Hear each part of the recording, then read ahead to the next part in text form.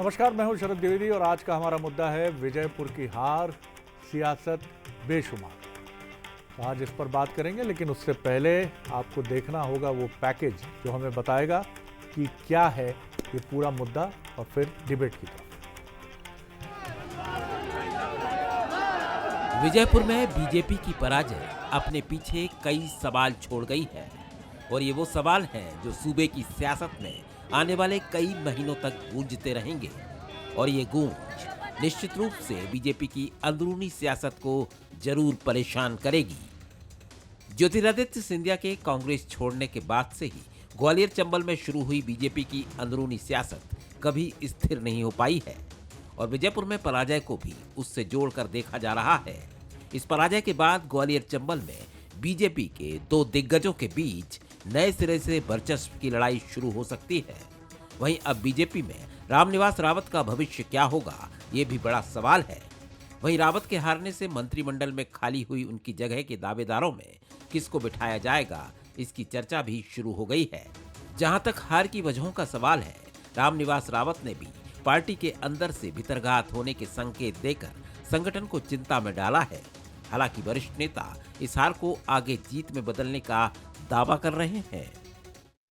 Bharatiya Janata party में पहुंचने के कारण लोगों को ये लगा कि ये कांग्रेस में था तब किसी को नहीं पनपने दिया और शायद कि इधर भी किसी को नहीं पनपने दे, तो कुछ लोग भविष्य की चिंता करते हुए उन्होंने भी सैबोटेज किया। विजयपुर का चुनाव पहले दिन से ये माना जा रहा था कि कहीं न कहीं कांटे की टक्कर है और हम लोग भारतीय जनता पार्टी के विजयपुर के कार्यकर्ताओं ने भी अच्छी मेहनत की है। इंसिडेंट्स हैं जिनके कारण से कुछ परिस्थितियां ऐसी बनी होंगी, लेकिन मैं ऐसा मानता हूं कि भारतीय जनता पार्टी विजयपुर की भी अगर हम हारे हैं तो हम उसकी भी समीक्षा करेंगे और फिर जीतेंगे। बीजेपी में जहां हार पर मंथन हो रहा है, तो वहीं कांग्रेस में लंबे समय के बाद खुशी लौटी है। विजयपुर की जीत से पीसीसी चीफ जीतू पटवारी का कद बढ़ना तय है, तो वहीं रामनिवास रावत की हार से दल बदल के मुद्दे पर भी उसे ताकत मिल सकती है। जीतू पटवारी का आत्मविश्वास बता रहा है कि विजयपुर से उन्हें ताकत मिली है। आत्मविश्वास का एक और कारण था कि जो एकजुटता और सामूहिकता थी। मैं समझता हूं वर्करों ने मैसेज देना था, प्रदेश के हमारे कार्यकर्ताओं को भी दिया, हमारे नेताओं को, मुझे भी दिया कि पार्टी एकजुट करना है तो मेहनत करो, घर से निकलो, आप घर में रह के काम नहीं कर सकते हो, इसलिए सड़क पे रहो। हमारा दायित्व विपक्ष का है, हम बीजेपी की सरकार भी हमारी सरकार है, प्रदेश की सरकार है, ये हमारे कोई दुश्मन नहीं है ये लोग, पर इनने जो कहा वो करवाने के लिए विपक्ष की भूमिका निभाओ। तो ये सब बातें एक संदेश के रूप में आई और यही आत्मविश्वास का कारण है। मध्य प्रदेश की सियासत में कांग्रेस बीजेपी की आमने सामने की लड़ाई से ज्यादा अहम दोनों दलों की अंदरूनी सियासत के समीकरण है और ये तय है कि ये उपचुनाव एक बार फिर अंदरूनी समीकरणों में खलबली मचा गया है।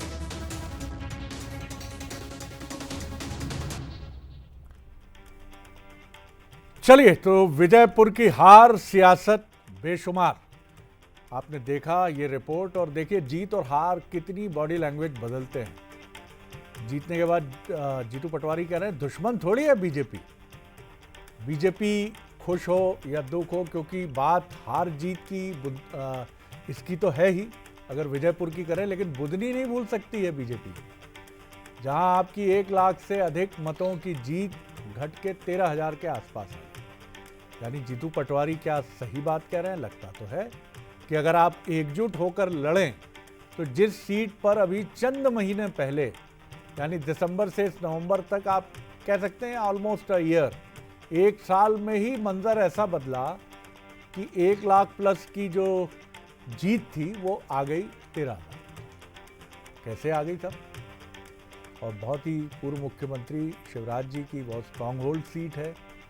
बिल्कुल सही बात है, विजयपुर हमेशा कहा जा रहा था कि टफ है, लेकिन अगर आप एकजुट होकर लड़ते हैं तो राजकुमार पटेल जैसे कैंडिडेट, जिन्हें शुरू में शायद बीजेपी या मीडिया में भी लोग कह रहे थे कि नहीं एक खाना पूर्ति है, उन्होंने बता दिया कि पार्टी का साथ मिले, अच्छा कैंडिडेट चुनिए, तो देखिए टक्कर कहाँ तक पहुँच जाती है। तो निश्चित तौर पर इसके बहुत मायने हैं, जीत के भी और हार के भी, और कई बार जीत के भी मायने निकलते हैं कि आप जीत कर भी जीते नहीं होते हैं। उसमें मैं नहीं कहूँगा हार छिपी होती है, लेकिन भविष्य के बड़े संदेश होते हैं। चलिए बंसल न्यूज़ के सुलगते हुए सवाल देखिए, क्या विजयपुर में हार के बाद बीजेपी की अंदरूनी सियासत गरमाएगी? क्या रामनिवास रावत की हार से दल बदल की सियासत सिमटेगी? क्या विजयपुर में जीत से जीतू पटवारी का पार्टी के अंदर कद बढ़ेगा? ये वो सवाल हैं। जो मेहमान हैं उनसे मिल लीजिए। मेरे साथ स्टूडियो में हैं अजय सिंह यादव जी, बीजेपी प्रवक्ता हैं, युवा नेता हैं, उनका बहुत स्वागत है। मनोज सैनी है, एग्जीक्यूटिव एडिटर पॉलिटिकल अफेयर्स, उनका बहुत स्वागत है। और कांग्रेस के साथी जैसे ही जुड़ेंगे हम उनसे आपका परिचय जुड़ गए हैं, मेरी तरह तैयार हो रहे हैं। जैसे मैं कैमरे के सामने पकड़ा गया था कुछ चिंतन करते हुए, कैमरा पकड़ लेता है और जैसे आप हो आईने की तरह बता देता है। आजकल मृणाल जी मुस्कुराते नहीं, कितने भी लतीफ़े सुनाते रहो उनको, पता नहीं ऐसा क्या हो गया है कि ऐसा लगता है कि जैसे कोई हॉरर मूवी देख कर आए हो। सर थोड़ा तो मुस्कुरा दीजिए, नहीं तो डर लगने लगता है आपको देख के कई बार। अभी भी पूरी फुल मुस्कुराहट नहीं है सर। चलिए, लेकिन मैं चाहूँगा कि आप मुस्कुराएं और मुस्कुराने की विजयपुर जैसी मजबूत वजह आपको मिले। और एंकर मस्खरे होते हैं सर, हम लोगों को गंभीरता से मत लीजिएगा मृणाल जी। हाँ, इस पे आप हंसे, ये आपने बताया कि यू आर राइट, तुम मस्खरे ही हो। धन्यवाद सर, थैंक यू। मनोज, सबसे पहले मैं आपसे जानना चाहूँगा, बुधनी जीते जरूर, लेकिन जीत का वो स्वाद नहीं है जैसा स्वाद बुधनी से होना था। 50,000 तो होना ही था कम से कम। इतना होता तब कहते कि हाँ शिवराज जी की एक कमी वहाँ खटकी, लेकिन 50,000 पे आ गए। और विजयपुर 7,000 कोई छोटी मोटी लीड नहीं है। अगर आप कांटे की भी टक्कर कह रहे हैं तो 1,000 की होती, और कांटे की आप कहते तो 500-600 की होती, और कांटे की कहते तो 100-200 की होती, लेकिन 7,000 की जीत को कांटे की टक्कर तो नहीं कहेंगे सर। सर जी। बिल्कुल शरद जी, देखिए एकजुटता की जो बात कांग्रेस के लिए कही जा रही थी, मुझे लगता है कि वही बड़ा संदेश भारतीय जनता पार्टी के लिए भी इन दोनों चुनाव से। और ये एक ऐसा चुनाव है जिसने सभी को संदेश दिए है। संदेश वो भी है कि आप यदि 163 सीटें लाकर किसी को अपने साथ लाते हैं तो उसकी जरूरत नहीं है। यदि आप चुनाव मैदान में जा रहे हैं और वो वरिष्ठ नेता जो दूरी बना रहे हैं तो उसका खामियाजा आपको भुगतना पड़ेगा। तो ये दोनों चुनाव में कहीं कुछ चीज़ों पर दिखाई देता, क्योंकि बड़े नज़दीक से दोनों चुनाव को मैंने देखा तो ये समझ पा रहा हूँ। लेकिन निश्चित रूप से बुधनी की जो जीत थी, ये कतई उम्मीद नहीं की जा सकती थी कि 10-12 हज़ार से कोई जीत होगी। 13,000 की जीत वो जीत नहीं है। 1,05,500 कुछ वोट मिले थे शिवराज जी को, और उसके बाद लोकसभा का चुनाव हुआ तो वो जीत का अंतर 1.25 लाख के पास पहुंच गया, यानी सीधे 1 लाख वोट कम हो जाना। तो ये तो बता रहा है कहीं कुछ तो गड़बड़ है। गड़बड़ का मतलब ये है कि कांग्रेस को वहाँ अपना एक वजूद दिखाने का मौका मिल गया है, और अगला जो चुनाव होगा वो और चैलेंज होगा और चुनौती होगा 28-29 का जो भी होगा। लेकिन विजयपुर में निश्चित रूप से मुझे लगता है ये लोकसभा चुनाव से कहीं निकलकर जो बात दिखाई दे रही थी वहाँ जब मैं लोगों से बात कर रहा था, जैसे नीटू सिकरवार है, कांग्रेस के नेता है, और बहुत सबसे बड़ी भूमिका शायद उन्हीं ने निभाई, क्योंकि वहाँ दिख रहा था वो अपनी पूरी गैंग के साथ। मैं इसलिए गैंग कह रहा हूँ कि जिस तरह के लोग उनके साथ नज़र आ रहे थे तो पूरी तैयारी से पहुँचे हुए थे, और ये समझ रहे थे कि जैसा लोकसभा चुनाव में विजयपुर में रावत जी के कारण मुझे हार मिली, 50,000 सबसे कम हार मिली थी वहाँ से जितनी भी लोकसभा चुनाव, बाकी सब लाख से ऊपर गए थे। तो एक ऐसा कहा जाता है कि उन्होंने बहुत नुकसान किया था, और तोमर साहब को लेकर भी कहीं बातें थी, सिंधिया का ना आना, दूरी बनाना, ये सब वो चीज़ें हैं जो बता रहा है कि बीजेपी के भीतर भी सब कुछ ठीक नहीं है। और इस चुनाव ने संदेश बड़े दे दिए, पर अब इस संदेश को किस तरह भारतीय जनता पार्टी लेती है, क्योंकि कांग्रेस के पास भी बड़ा संदेश है जीत का। क्या जीत के लिए जैसा जीतू पटवारी कह रहे थे वैसे मैदानी बनी रहेगी, ये मुझे नजर आता। बिल्कुल, क्योंकि दो दलों की जहां राजनीति होती है वहां सबसे अहम सवाल यही होता है कि किसी और दल की जहां गुंजाइश नहीं है वहां पर अगर आप मजबूती से चुनाव लड़ते हैं तो आप बता देते हैं कि आप क्या हैं। मृणाल जी, निश्चित तौर पर बधाई आपको, पहले तो पूरी पार्टी को, कि दोनों चुनाव आपने बहुत शानदार लड़े, एक में जीत हासिल की और एक में जीत हासिल ना करने के बाद भी एक संदेश दिया कि हमने यहाँ भी कड़ी टक्कर तो दी है। किस तरह देखते हैं आप, और उससे क्या कुछ बदलेगा? जीत निश्चित तौर पर बहुत कुछ बदल देती है। जैसे 3-0 से हार के बाद ऑस्ट्रेलिया में पहला टेस्ट ही जीत कर भारत ने मैसेज दिया है कि वो कल की बात थी और ये आज की बात है। अब कांग्रेस को भी कुछ इसी तरह से एकजुटता के साथ, जीतू पटवारी जी ने काफ़ी विनम्र प्रतिक्रिया दी है कि बीजेपी कोई हमारी दुश्मन थोड़ी है। जी, आपकी शुभकामनाओं के लिए धन्यवाद शरद जी। प्रदेश की जनता का भी हम आभार मानते हैं कि उन्होंने विजयपुर में हमें आशीर्वाद दिया बुधनी में भी भरपूर आशीर्वाद दिया, जीत से थोड़ा सा कम रह गया, वो एक अलग बात है।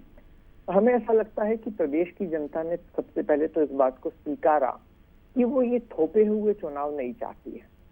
दूसरा, कांग्रेस पार्टी के कार्यकर्ताओं ने, कांग्रेस पार्टी के नेताओं ने, सब लोगों ने नए नेतृत्व को मध्य प्रदेश में स्वीकार किया, उसके साथ खड़े होकर जिस तरह से हमारे नए नेतृत्व ने, जीतू पटवारी जी ने ताकत लगाई, पूरा समय दिया, चुनाव का अच्छा संचालन किया, काम करते हुए, जीवटता से लड़ते हुए भारतीय जनता पार्टी से दिखाई दिए, उसे वैसा ही प्रसाद कार्यकर्ताओं की ओर से भी मिला। तो कार्यकर्ता भी उनके साथ खड़ा हुआ, हमारे मध्यम स्तर के नेता, बड़े नेता, छोटे नेता, सब लोग बराबरी से भागीदार रहे चुनाव में, सब लोगों ने मेहनत की। नीतू सिकरवार जी तो लोकसभा लड़े थे, उनको इस बात का छोटा अफसोस भी था कि थोड़ी से मार्जिन से वो एक ऐसी लोकसभा में भी जीतती हुई सी सीट थी, हम कम अंतर से वो हारे, कुछ और एफर्ट्स लगते, कुछ और प्रयास होते तो संभवतः लोकसभा में भी परिणाम आता। तो उन्होंने उस कमी को पूरा करने की दिशा में अपनी ओर से भी बड़े प्रयास किए। हमारे कुछ और नेता थे जिनकी बड़ी अच्छी भूमिका रही, बड़ी मेहनत की, उनका नाम लेना उचित नहीं होगा, लेकिन पार्टी ने उनकी गतिविधियों को देखा है, परखा है, सराहा है, और मौका आएगा तो उसका उनको प्रतिशत भी सब लोगों को मिला जाएगा। तो सबके सम्मिलित प्रयास से ये परिणाम आया है। तो एक बार फिर हम विजयपुर और बुधनी की जनता को धन्यवाद देते हैं। अजय जी, लगातार जीत के बाद जैसे हम न्यूजीलैंड से हार के बाद चौंके थे कि ये क्या हो गया, मैं ये तो नहीं कहूँगा कि चौंके हैं, क्योंकि विजयपुर का पहले से ही मामला थोड़ा ऐसा था कि ये आशंका या ये संभावना, जिस भी रूप में लें, संभावना कांग्रेस के लिए, आशंका आपके लिए, कि वहाँ मामला गड़बड़ हो सकता है, और कांग्रेस ये मानती थी कि वहाँ उसकी जीत की संभावनाएं प्रबल है। बुधनी ने ज़रूर चौंकाया है, और उसने ये बताया भी है कि चुनाव अच्छे से लड़ा जाए तो कैसे एक ऐसी कॉन्स्टिट्यूंसी में जो वीआईपी कॉन्स्टिट्यूंसी रही है, वहाँ भी आप बहुत अच्छी तैयारी से चुनाव लड़ सकते हैं, और वो भी अपने एक ऐसे नेता से कि जो कोई ऐसे बहुत दिग्गज नेता नहीं है कि पूर्व मुख्यमंत्री रहे हैं, पूर्व केंद्रीय मंत्री रहे हैं, या फिर बहुत मध्य प्रदेश में बहुत बड़ा कद है उनका।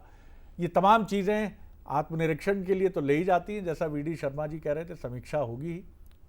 बिल्कुल सही है। देखिए शरद जी, मध्य प्रदेश में दोनों उपचुनाव, चाहे विजयपुर हो या बुधनी हो, भारतीय जनता पार्टी संगठन ने पूरी मजबूती से लड़ा, और हमारे तमाम नेताओं ने अपनी पूरी क्षमता के साथ दोनों उपचुनाव में अपना योगदान दिया। उसके बाद भी जो परिणाम आए वो हमारी अपेक्षा के अनुरूप नहीं थे। मैं स्वीकार करता हूँ, हमारी अपेक्षा इससे बेहतर परिणाम की थी, लेकिन अगर परिणाम जो भी आए, लोकतंत्र में हम हर परिणाम को स्वीकार करते हैं और अगली तैयारी के लिए जुट जाते हैं। यही भारतीय जनता पार्टी की रीति नीति है। भारतीय जनता पार्टी इन परिणामों की भी समीक्षा करेगी, और 2, 3, 4 साल बाद जब आम चुनाव आएंगे तो आप देखेंगे इन क्षेत्रों में हमारे परिणाम में वो सुधार भी दिखाई देगा। लेकिन कांग्रेस पार्टी केवल एकाध जीत को ये मान ले कि उनका संगठन मजबूत हो गया, तो ये भी स्वीकार्य नहीं है। अभी परिणामों के 4 दिन पहले आपकी बैठक होती है, तो प्रदेश कार्य समिति की बैठक में एक भी वरिष्ठ नेता नहीं आता है। यहाँ तक कि सज्जन वर्मा कहते हैं कि जीतू पटवारी के तो आंसू निकल आए, इस तरह का सहयोग उनके साथ हो रहा है। तो ऐसा नेतृत्व, मजबूत नेतृत्व नहीं हो सकता है। ये चुनाव परिणाम अभी एक तुक्के से ज़्यादा कुछ नहीं है, कि कांग्रेस को भी इस तरह की उम्मीद नहीं थी। जमीनी स्तर पे जो हम देखते हैं, चाहे विजयपुर हो चाहे बुधनी हो, बुधनी भी परंपरागत रूप से कांग्रेस पार्टी लंबे समय तक जीतती रही है। 2003 तक तो राजकुमार पटेल उनके भाई विधायक रहे हैं। 2003 में भी केवल 7-8 हज़ार से हम जीते थे। फिर शिवराज सिंह चौहान जी मुख्यमंत्री थे, उनका बड़ा कद था, उसका लाभ मिला, और वो जीत का अंतर लगातार बढ़ता गया। और कहीं ना कहीं आज शिवराज सिंह चौहान जी नहीं थे, तो एक बड़े कद का ना होना, इस मार्जिन के कम होने का एक मुख्य कारण हो सकता है। विजयपुर के जो स्थानीय समीकरण है वो कहीं ना कहीं कांग्रेस को साथ दे गए, और साथ ही चुनाव के एक दिन पहले जो हिंसा हुई वो एक ऐसा रास्ता बना गई जिसको कांग्रेस ने लाभ ले लिया, और हम उस नैरेटिव को तोड़ने में कहीं ना कहीं असफल हुए। कांग्रेस ने जो भ्रम फैलाया उसका उनने लाभ ले लिया। लेकिन ठीक है, लोकतंत्र में हमें सब स्वीकार है, हम इसकी समीक्षा करेंगे, बेहतर के लिए प्रयास करेंगे। हमारे कार्यकर्ता लगातार जुटे हुए हैं। मनोज, अभी मृणाल जी ये कह रहे थे कि ये परंपरा बताती है कि जो लोग पार्टी छोड़कर दूसरी पार्टी में जाके चुनाव लड़ते हैं, जनता ने उसको खारिज किया है।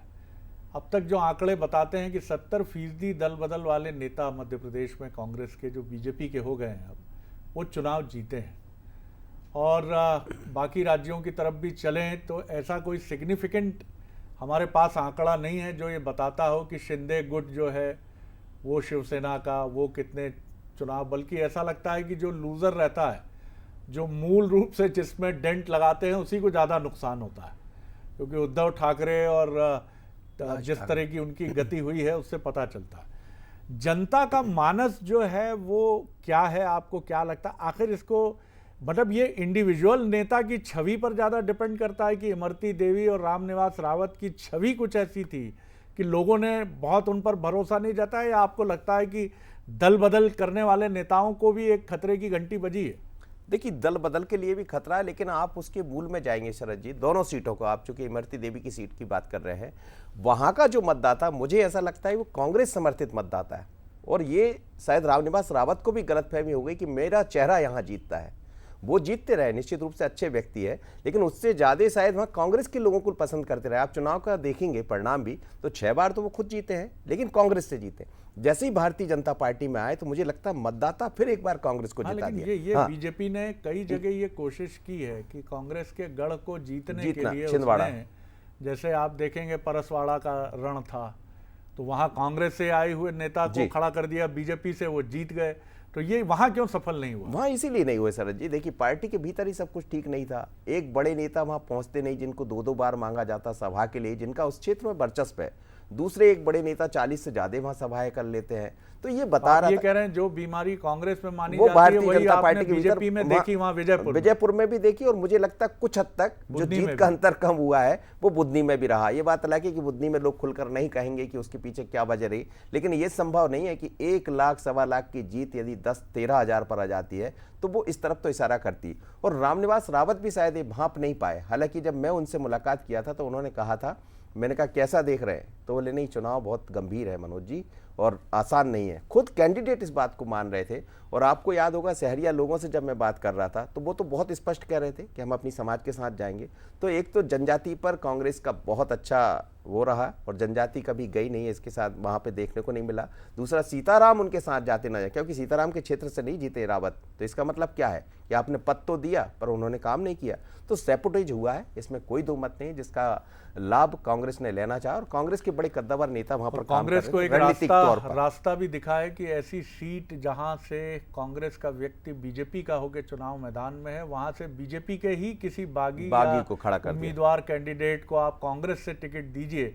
तो ये रणनीति वही है जो बीजेपी की रही है, रणनीति पर उसी को उल्टा कर दिया है कांग्रेस ने। क्यों मृणाल जी? आखिर राजनीति है, सियासत में सब कुछ जायज है। कहा भी जाता है कि प्रेम और युद्ध में सब जायज है। शरद जी, इससे बड़े निहितार्थ हैं। एक बड़ा संदेश ये भी है कि हमें इस बात को समझना पड़ेगा कि पूरे प्रदेश में वो नेता जो खासतौर पे आदिवासी वर्ग से आते हैं या अनुसूचित जाति से आते हैं, भले ही वो भारतीय जनता पार्टी में है, इस बात का एहसास करने लगे हैं कि ये पार्टी मुख्यतः उनके समुदाय के हितों के लिए योजनाएं नहीं बनाती, उनका ध्यान नहीं रखती, उनका केवल उपयोग करना चाहती है। और ये प्रभाव नेताओं पर मतदाता का भी प्रभाव है, नेता खुद भी समझते हैं, और इसका सम्मिलित स्वरूप ये आता है कि इस वर्ग के नेताओं का आकर्षण कांग्रेस पार्टी की ओर बढ़ा है। दूसरी बात, भारतीय जनता पार्टी की मैं आज ये चर्चा नहीं करना चाहता था, पर मेरे साथी ने जिक्र छोड़ा तो ये कहने पर विवश होना पड़ रहा है कि भारतीय जनता पार्टी में आंतरिक समस्याएं बड़ी हैं। मोहन यादव जी को नेता के तौर पे भारतीय जनता पार्टी के लोग स्वीकार करना नहीं चाहते। खासतौर पर बुधनी का चुनाव हमें ये भी बताता है कि वो भारतीय जनता पार्टी नहीं जीतती थी, शिवराज सिंह जी जीतते थे, और उसके दूसरे कारण थे। तो भारतीय जनता पार्टी ये जो बात कहती है अलग अलग जगह कि हमारा तो संगठन बहुत मजबूत है और हम विचारधारा पर जीतते हैं, ऐसी स्थिति नहीं है।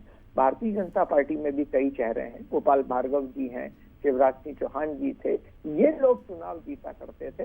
भारतीय जनता पार्टी ने भ्रम संगठन के नाम से बना रखा है। और तीसरी बहुत महत्वपूर्ण बात शरद जी, केवल 1 साल हुआ है मध्य प्रदेश की सरकार को, उन्होंने अपने कोई वादे मध्य प्रदेश की जनता से किए हुए पूरे नहीं किए।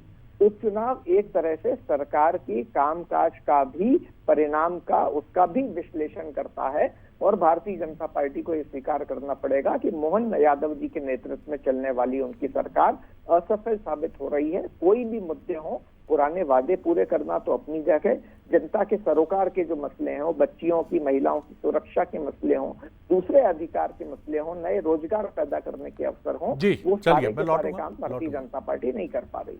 अजय जी, जितना विजयपुर की विजय कांग्रेस के लिए भले ही वो चर्चा में क्यों ना हो, लेकिन मैं फिर कहूंगा कि मैं फिर बुधनी पर आना चाहूंगा कि बुधनी आपके लिए ज़्यादा महत्वपूर्ण है उसका विश्लेषण करना कि आखिर ऐसा क्यों हुआ। विजयपुर ऐसा सीट थी, जैसा मनोज भी कह रहे थे, कांग्रेसी फ्लेवर है वहाँ पर, और वहाँ नाराज़गी भी हुई कि आपने क्यों बदल ली पार्टी, तमाम चीज़ें थी। लेकिन ये जो बुधनी का जो अंतर है, जो आपकी बड़ी स्ट्रांग होल्ड सीट है, ये बताती है कि कुछ तो ऐसा है जिस पर बीजेपी को ठिठकना होगा। देखिए शरद जी, बिल्कुल सही बात है। ये समीक्षा का विषय मैंने तो पहले ही स्वीकार किया कि ये परिणाम हमारी अपेक्षा के अनुरूप नहीं है। हम निश्चित ही समीक्षा करेंगे और फिर से मजबूत वापसी करेंगे दोनों क्षेत्रों में। लेकिन मृणाल जी की ये बात भी स्वीकार्य नहीं है कि ये मध्य प्रदेश का बदलता हुआ सेंटीमेंट है। 20 सालों से लगातार भाजपा को जनता का आशीर्वाद मिल रहा है। मोहन यादव जी के नेतृत्व में लोकसभा में 29 की 29 सीटें जीतना, वो भूतो ना भविष्यति जो परिणाम कभी नहीं आया वो आया, तो उसको आप नेतृत्व के ऊपर सवाल नहीं उठा सकते हैं। ठीक है, जिस तरह के परिणाम है हम सुधार करेंगे। हमारा संगठन लगातार गतिशील होकर काम करता है। आज उपचुनाव निपट गए, लेकिन 65,000 बूथों पे हमारी कमेटियां बन रही हैं, हमारे मंडल के कार्यकर्ता काम कर रहे हैं। तो भाजपा का संगठन कभी नहीं रुकता है। जमीनी स्तर पे आपने जो कहा, मृणाल जी स्वयं कह रहे हैं कि वहाँ कुछ समीकरण इन्होंने साधे जिसका इन्हें लाभ मिला। हम भी कह रहे हैं कि आपने उन समीकरणों का लाभ उठा लिया और हम उस भ्रम को तोड़ने में असफल हुए जिसका लाभ आपको मिला। लेकिन उससे हमारी गरीब कल्याण की नीतियां, वो अंत्योदय की जो योजना है जिससे हमें लगातार 20 सालों से आशीर्वाद मिल रहा है, वो कम नहीं हो जाती हैं। और इस तरह की एक चुनाव के परिणाम की सफलता का हम समीक्षा करेंगे, लेकिन ये तुक्के से ज़्यादा कुछ नहीं है। कांग्रेस पार्टी के संगठन में ना कोई सुधार है, ना जीतू पटवारी के नेतृत्व को कोई स्वीकार्यता है। दिग्विजय सिंह और कमलनाथ जी जैसे नेता जन्मदिन की बधाई तक नहीं देते हैं जीतू पटवारी जी को, और आप कहें कि नेतृत्व को स्वीकार कर रहे हैं, तो ये चीज तो जो पार्टी विधानसभा चुनाव में, ठीक है कि आप थंपिंग मेजॉरिटी से जीते, लेकिन जो पार्टी 50 से ज़्यादा सीटें लेकर आती है 230 में से, क्या उसको आप तुक्के की पार्टी बोलेंगे? जो एक ही साल में बाय इलेक्शन के इस मिथक को तोड़ देती है कि बाय इलेक्शन रूलिंग पार्टी के साथ जाते हैं, 50-50% नतीजे लेकर आती है, वो भी तुक्के की पार्टी हो गई। वो पार्टी जो 23 के पहले 18 में सरकार बनाती है, भले ही 14 महीने की बनाए, और दल बदल की वजह से वो सरकार गिरती है, क्या वो तुक्के की पार्टी है? देखिए शरद जी, 18 से और 2023 से और 24 तक बहुत पानी बह गया।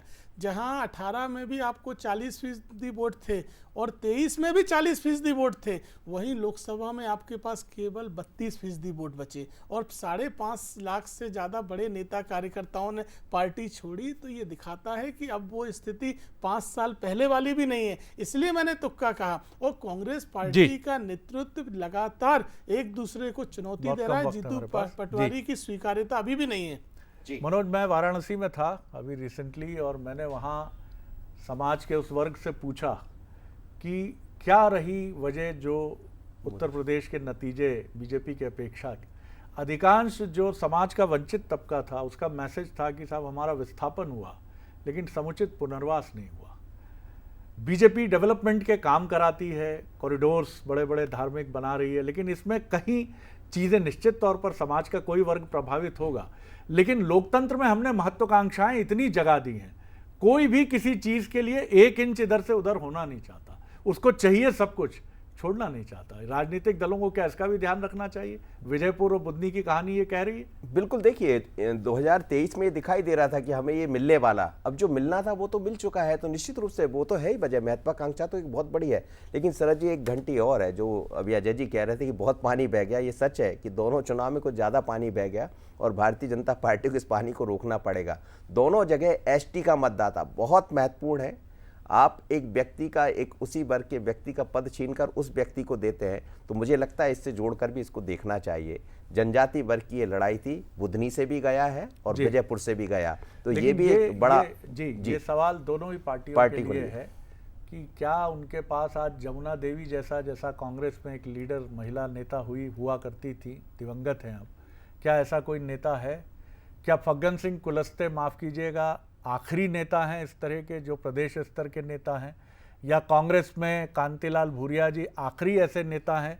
इसके बाद आप कांग्रेस और बीजेपी में जनजाति वर्ग से आने वाले किस नेता का जिक्र करेंगे? याद करिए, मैं भी जोर डाल रहा हूं दिमाग पे, तो मुझे रीजन्स में तो नेता याद आ रहे हैं, लेकिन पूरे पैन मध्य प्रदेश के लिए कोई नेता मुझे ध्यान नहीं आ रहा। ये बड़ी चुनौती है। आप बड़ी बड़ी मूर्तियां लगा दीजिए, छुट्टी की घोषणा कर दीजिए, नाम बदल दीजिए जगहों के और जनजाति वर्ग के वीर पुरुषों के नाम पर कर दीजिए, लेकिन इस वर्ग की जो इच्छा है, महत्वाकांक्षा है, वो शायद इससे पूरी होने वाली नहीं है। ये ध्यान रखना होगा, न सिर्फ बीजेपी को बल्कि कांग्रेस को भी। आप सभी मेहमानों का बहुत धन्यवाद।